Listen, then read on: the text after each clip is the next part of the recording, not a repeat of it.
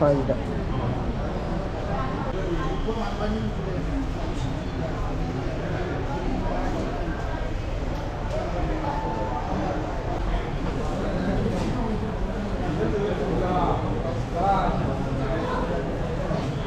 ꯀꯦꯖꯨꯋꯦꯂꯤꯇꯤꯗꯗꯤꯀꯣ ꯍꯧꯖꯤꯛ ꯀꯩꯅꯣꯗ ꯂꯥꯛꯑꯦ ꯁꯔꯖꯔꯤ ꯋꯥꯠꯇ ꯂꯥꯛꯑꯦ ꯁꯔꯖꯔꯤ ꯋꯥꯠꯇ ꯂꯩꯔꯅꯤ फीमेल वाली मेल वाली का नहीं जाना सिदा थेंदना पालो लगे ज्ञान तादे सि अनौबसुने सि थिंदखिबैनेबा आई पुंसिगे अहान बोइना जैकब थिनबनी सुना नादेबा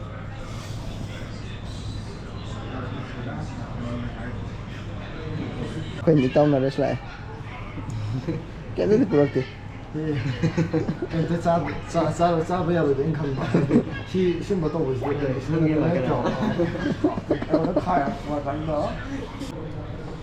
आइदि चाबा अमता याद्रेबको आइदा मोइन तैजो ओइ हाउदि नते बदि दारजु करीबा चा या आइना नावे फवन वेनि ओके दा पुरा पिजनी ना ओके डायरेक्ट मफम दा पुरागा आइदि इसिंग बोय थको यादबिने फजि लगिसे माइथोंदा नोक्सरजु थमोदि वारेने आइजे चाकसे माना थोंगागा आइगि कादे परेनि पाजरे ना कोई माइ होते दे पाजरे नंग दे मतुम नाले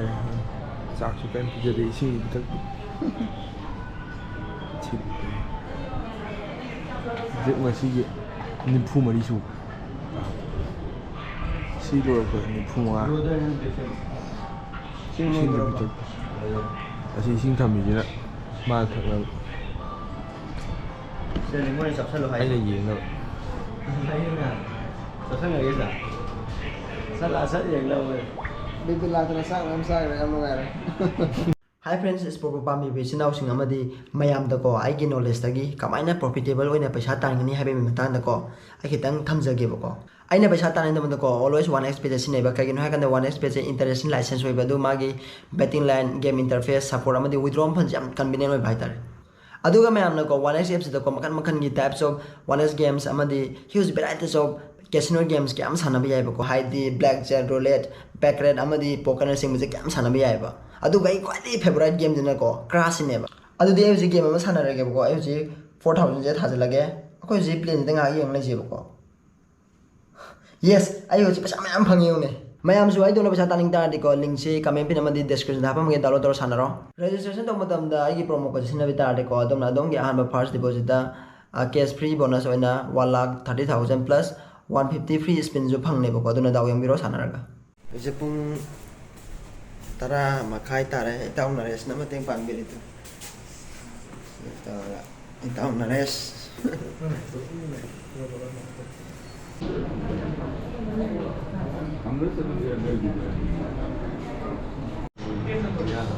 हजे को नुमिदांग तारे आई जे वारे हजे नरेश न सा कोरे इताउ नरेश न सा कोरे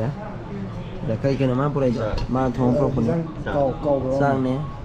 yang po ma de thobe do ya ke sakai de sebelum thong ba oh fazare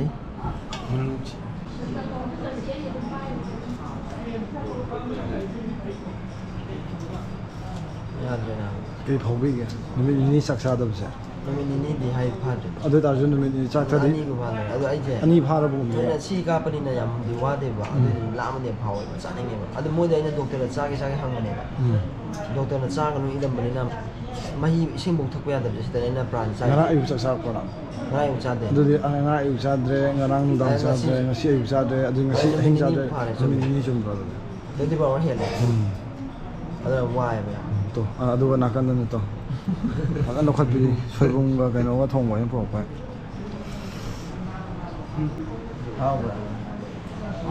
how है tin ko jo kha ke na nang tum daro yare de pendix se si je ho jik sum na de ko adu do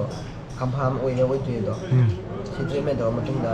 andra san law na adu ga kham de ma je ichi sar mi la kana sagala ai nimi ni su da me saksa da ba drip na jo ai me si kamai to ga kan da ai jing pu na re bu ko pu na bu de je ko lim sa san le ꯂꯦꯡꯂꯒ ꯑꯃ ꯂꯩꯗꯅ ꯒꯨꯂꯤ ꯆꯥꯁꯤꯜꯂ ꯃꯇꯨꯡꯁꯤꯗ ꯑꯩꯁꯦ ꯁꯤꯡꯖꯃꯩꯒꯤ urban ꯍꯣꯁꯄꯤꯇꯥꯜꯗꯣ ꯑꯗ ꯌꯦꯡꯉꯦ ꯑꯗ ꯌꯦꯡꯀꯥꯟꯗ ultrasound ꯑꯃ ꯂꯧꯁꯤꯅꯦꯕ ꯕꯕꯤꯅꯥꯗ ꯑꯩꯁꯦ ꯑꯜꯇ꯭ꯔꯥꯁꯥꯎꯟ ꯑꯃ ꯂꯧꯔꯦ ꯑꯗꯨꯒ ꯅꯣꯡꯉꯥꯜꯂꯒ ꯑꯩꯗꯤ ꯏꯆꯝ ꯆꯝꯅ ꯑꯦꯄꯦꯟꯗꯤꯛꯁ ꯈꯤꯇꯪ ꯂꯩ ꯍꯥꯏꯌꯦꯕꯀꯣ ꯑꯗꯒꯤ ꯑꯩꯅ ꯔꯤꯝꯁꯇ ꯌꯦꯡꯉꯒ ꯂꯥꯛꯄꯅꯦꯕ ꯑꯩ ꯀꯩꯝꯇꯁꯨ ꯔꯦꯗꯤ ꯇꯧꯔ ꯂꯥꯛꯇꯦꯕꯀꯣ ꯁꯨꯃꯥꯏꯅ ꯂꯩꯅꯦꯅ ꯑꯗꯨꯗꯨꯒ ꯑꯗꯨꯝ ꯅꯪꯁꯦ ꯂꯩꯇ ꯌꯥꯔꯣꯏꯅ ꯂꯩꯒꯅꯦ ꯈꯨꯗꯛꯇ ꯑꯗ ꯁꯨꯃꯥꯏꯅ ꯇꯧꯔꯒ ꯍꯧꯖꯤꯛꯁꯦ ꯑꯩ ꯀꯦꯖꯨꯋꯦꯂꯤꯇꯤꯗ ꯂꯩꯔꯝꯃꯦ ꯑꯗꯩ ꯑꯃꯨꯛ ꯍꯧꯖꯤꯛ ꯋꯥꯔꯗꯇ ꯑꯃꯨꯛ ꯂꯩꯔꯦꯕ ꯁꯨꯃꯥꯏꯅ ꯇꯧꯔ ꯂꯩꯕꯅꯦ ꯑꯗꯣ ꯑꯩ ꯅꯥꯔꯦ ꯇꯥꯕꯁꯤꯗ ꯑꯩꯅ ꯏꯁꯇꯦꯇꯁꯀ ꯊꯝꯕꯁꯤꯗ ꯃꯌꯥꯝ ꯑꯃ ꯍꯪꯉꯛꯑꯦꯕ ꯑꯗꯨꯗꯣ ꯑꯩ ꯌꯥꯝ ꯅꯨꯡꯉꯥꯏ ꯄꯣꯛꯆꯩ ꯑꯗꯣ ꯂꯥꯛꯄꯤꯕꯁꯨ ꯌꯥꯎꯋꯦ ꯂꯥꯛꯄꯤꯗꯕꯗ ꯊꯦꯡꯀ꯭ꯌꯨ ꯑꯗꯣ ꯑꯗꯨꯝ ꯑꯩꯅ ꯀꯩꯁꯨ ꯌꯥꯝꯅ ꯀꯟꯅ ꯉꯝꯗꯕ ꯅꯠꯇꯦꯕ ꯑꯗꯨꯝ ꯆꯠꯄ ꯈꯣꯠꯄ ꯂꯣꯏ ꯉꯝꯃꯦꯕꯀꯣ ꯌꯥꯝ ꯈꯣꯡꯗꯅ ꯅꯥꯗꯅ ꯂꯦꯡꯉꯝꯗꯕꯗꯣ ꯅꯠꯇꯦꯕ ꯑꯗꯨꯗꯨꯒꯤ ꯑꯩꯅ ꯀꯩꯁꯨ ꯍꯥꯏꯔꯛꯇꯕꯅꯤ ꯑꯗꯨꯝ ꯑꯩ ꯑꯗꯨꯝ ꯍꯥꯏꯖꯔꯛꯀꯦ ꯑꯗꯣ ꯑꯩ ꯈꯤꯇꯪꯗꯤ ꯋꯥꯏ ꯁꯝꯁꯦ ꯁꯪꯕꯁꯦ ꯄꯨꯟꯕ ꯂꯥꯛꯐꯝ ꯈꯪꯗꯕꯤ ꯉꯥꯛꯇꯅꯤ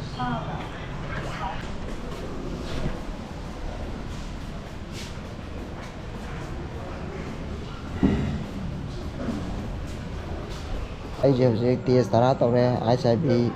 ꯑꯗꯩ ꯌꯨꯔꯤꯟ ꯃꯈꯟ ꯃꯈꯟ ꯇꯧꯔꯦꯕꯀꯣ ꯑꯗꯣ ꯑꯩ ꯈꯪꯗꯦ ꯑꯩꯒꯤꯁꯦ ꯍꯥꯏꯗꯤ ꯑꯩꯁꯦ ꯑꯦꯄꯦꯟꯗꯤꯛꯁ ꯈꯤꯇꯪꯗꯤ ꯂꯩꯕ ꯑꯗꯣ ꯑꯦꯄꯦꯟꯗꯤꯛꯁꯁꯦ ꯀꯟꯐꯥꯔꯝ ꯇꯥꯗ꯭ꯔꯤꯕ ꯑꯗꯣ ꯍꯧꯖꯤꯛ ꯇ꯭ꯔꯤꯠꯃꯦꯟ ꯇꯧꯔꯒ ꯂꯩꯔꯤꯅꯦꯕ ꯑꯗꯣ ꯑꯩ ꯋꯥꯏ ꯍꯥꯏꯇꯥꯔꯦ ꯇꯁꯦꯡꯅ ꯑꯩ ꯈꯔ ꯋꯥꯏ ꯑꯗꯨꯒ ꯄꯪꯀꯥꯞꯇ ꯀꯥꯞꯄꯦꯕ ꯏꯟꯖꯦꯛꯁꯟꯁꯦ ꯍꯥꯏꯗꯤ ꯅꯤꯡꯖꯣꯡꯗ ꯑꯗꯩ ꯈꯨꯠꯇ ꯑꯗꯩ ꯄꯪꯀꯥꯞꯇ ꯀꯥꯞꯄ ꯑꯗꯨꯅ ꯌꯥꯝ ꯋꯥꯕ ꯍꯥꯏꯇꯥꯔꯦꯀꯣ ꯍꯥꯏꯗꯤ ꯌꯥꯝꯅ ꯋꯥꯕꯗꯤ ꯅꯠꯇꯦ khitang isada khangbada sadare wabado adu yam chane cha phangdabado oi aije dum yam da update picture ke chi video jin na ne ke na ganda smai video khan lepane ba adugi aina mayam da agi samai tawra bi share tawning dana tarokone ai thuna ju phabo ijrage aina haje chingni ga yawdraba kaino Gaba tawalo is ay no na piyo dun.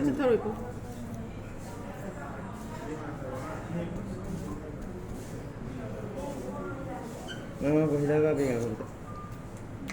khutam tha dora Katu kin mai. Phone to sele mi an dan so. Taning de yo ko chapyak te dem taw kono. doni Tetra. Non. Na phone su hang te do.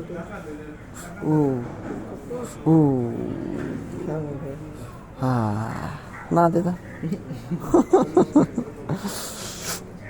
Yang nam kai te na. siang lam hiran mai Katu ya.